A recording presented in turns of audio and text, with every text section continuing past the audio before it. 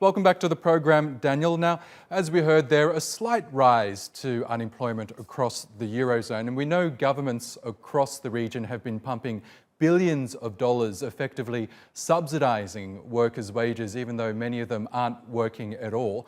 How much of that has kept the unemployment rate artificially low? Absolutely. I think that that is a key factor why the unemployment rate remains optically low. There are about 40 million people in the euro area that are under some form of jobless subsidized scheme, furlough jobs.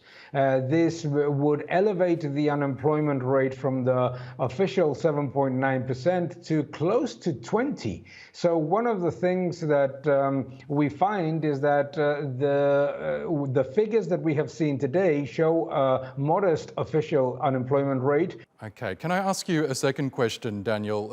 A bigger worry perhaps is that the latest data shows that inflation across the region has actually turned negative. Now that's despite the European Central Bank pumping around $1.6 trillion into the economy, buying up bonds in an attempt to actually avoid that and increase inflation. Why hasn't that strategy worked?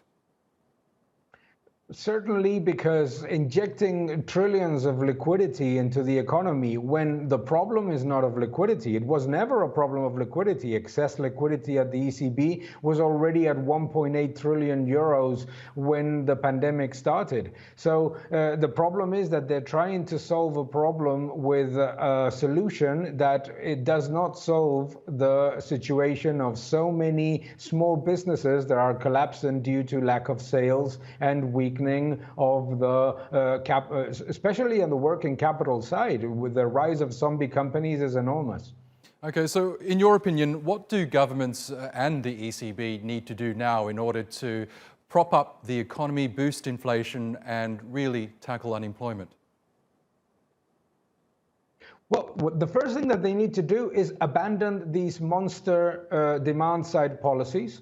They're already there. They are doing their job. But what they need to do is to focus on supply-side policies. They need to focus on reducing administrative burdens, reducing red tape, reducing taxes for small businesses that are truly suffering, reducing also the cost of employment and the cost of creating a new company. All of these things are what governments are not doing in the European Union, and they're falling into the same trap that they did in 2009.